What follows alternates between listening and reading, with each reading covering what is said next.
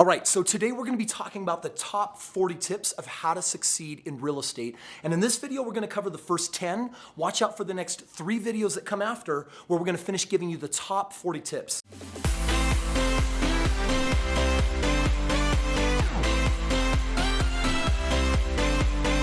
Joining me today, I've got Stephen Michael Miller. Hey friends. For those of you that have not met him before, Stephen is the behind the scenes man that runs the entire real estate nationwide team that helps people learn how to do real estate, build a game plan, get traction, and succeed. So he's an amazing business partner. Excited to have him here on the show. Tip number 1, guys, we are jumping right into profits. Now, if you want to be successful in real estate, you have to be profitable. But how do you calculate your profits? Well, you're looking for a return on investment. In other words, the investment that you put in should give you back more than what you're putting in, right? It should be producing for you. If it's not, chances are it's not a very good investment. So you want to take that money and put it somewhere else. So number 1, very first thing, make sure before you get into any type of real estate or any type of investment period that it's profitable. Okay, tip number 2, cash flow. And here's what cash flow means. Different than almost any other investments that you've been exposed to, 401ks, IRAs, pay off of your house, put money under the mattress, all of these things share something in common. None of them pay you, which means they're speculative. They're not actual investments. So if you're contributing to any of those things, that's okay. Just know that they're actually not real investments that are paying you right now. For me, the definition of a real investment is something that pays me today, and real estate can do that for you if you do it the right way. So make sure you select a strategy where you focus on a really healthy cash flow. Regel nummer 3. Oh, sorry, that was German. Tip number 3. Guys, what you need is to make sure you're avoiding taxes as much as possible. Now, trust me, I know that it's right to pay taxes. I do pay taxes. You need to pay your taxes, and we're not tax professionals necessarily, but we are telling you that investing the right way can help ease your tax burden, help you pay the least amount of taxes so you've got more money to get in and invest again and again and again. And hands down, by the way, real estate is the best tax strategy in the United States. And so if you're paying too much in taxes, you do not own enough real estate. You need to switch up that portfolio strategy a little bit. All right, tip number 4, maintenance.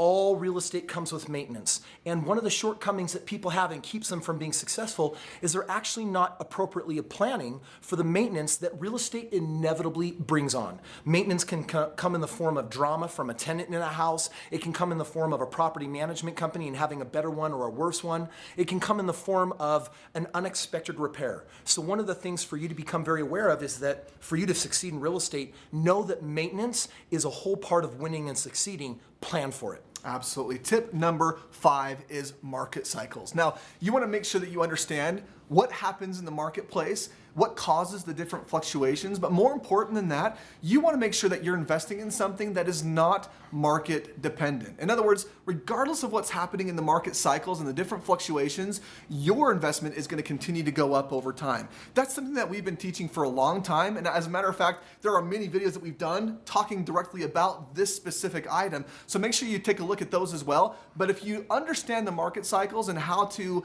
navigate those appropriately, you're gonna win every time. Okay, success tip number 6, least time that you can possibly put in the strategy. You have got to factor time into your real estate strategy. Now, there are some people that think that real estate is supposed to be a job, or they say, I'll hear it, I want to be a full-time investor. I'm like, really? You must really love real estate, because full-time, that's a massive time commitment. We believe that you can do real estate the right way, where you're putting in minimal time and you're getting maximum return. Be aware that different strategies require more or less time. And I also just got to say this, if you're an appraiser, if you're a loan officer, or if you're especially a realtor, you're not an investor. I'm challenging you to become one, but just understand that being in real estate as a job is not the same as being in real estate as an investor, because for me, my personal portfolio requires less than 1 hour a month, because I really value what I believe to be the most important commodity in my life, time. Time is what the most important commodity is. So make sure that you select a strategy in real estate where you can minimize your time and focus on maximizing your output. All right, real estate success tip number 7. Okay, we're talking about online, getting online. See, in the days of past, you had to get in your car, you had to call up the realtor or call up the whoever's going to help you find the bird dog. We'll talk about that later. You had to find these different individuals. You had to go out in your car and you had to search, right? You go drive by on the homes, you go knock on their doors. Guys, we don't need to anymore. Online is the place to be when it comes to real estate investing. Go to your local classifieds, Boom. get on Facebook, get on all social media, and identify the homes that would be right for you, that fit your specific criteria. I'm telling you right now, if you're not using this tool, this online tool, you're missing out on a huge opportunity in investing appropriately. Okay, now that brings us to tip number 8. And what's really important here is bird dogs. You don't have to be the one finding your deals. You can set all the dogs loose to go out there and chase them down for you.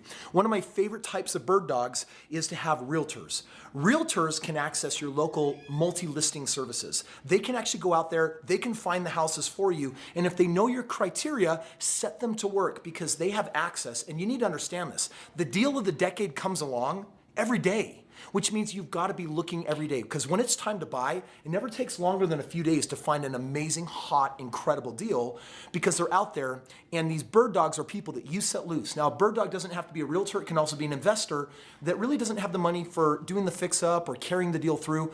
They want to get paid a few $1,000s for bringing you a really good deal. And I love sending them into the marketplace saying, go find me deals. I will write you a check to say thank you. And guess what you've done? You've negotiated a fantastic property, again, saving a lot of time.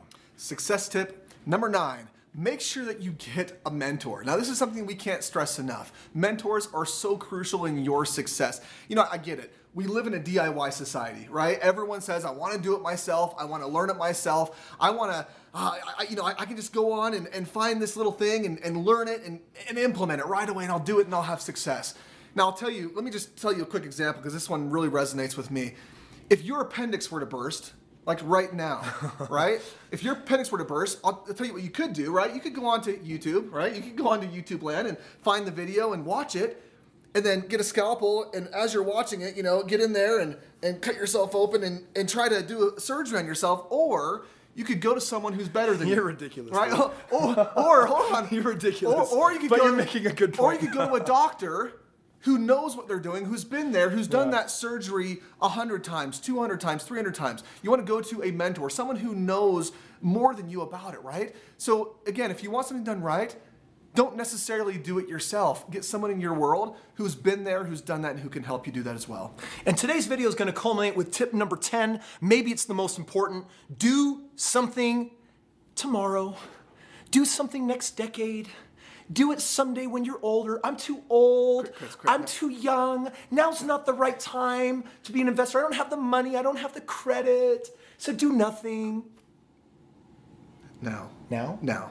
Do something now. Okay, friends, this last tip is all about going out there and making it happen. We hear every excuse on the planet. I gotta tell you, when I was 22 years old, newly married, and I knew I wanted to be an investor, everyone told me I couldn't do it. Everyone told me I shouldn't do it. I had a brother that said I was crazy. I had parents that were deeply concerned. I had people that were out there saying, Kris, you're just supposed to be in college, getting your education. What are you doing? But I retired at the age of 26 because I was doing something when? I was doing something now. My invitation is find a way to get a game plan now and act on it. There is some action that you can take to move yourself forward every day. In fact, if you want to know right now, when I look at all the businesses I've launched and all the real estate I've done, and I look at the success that I've had, it usually came down to taking action every day. And sometimes taking action takes 5 minutes, and sometimes it takes 5 hours. But whatever it is, do something when? Do something now. Friends, these were our first 10 tips of our top 40. Make sure that you watch the following videos.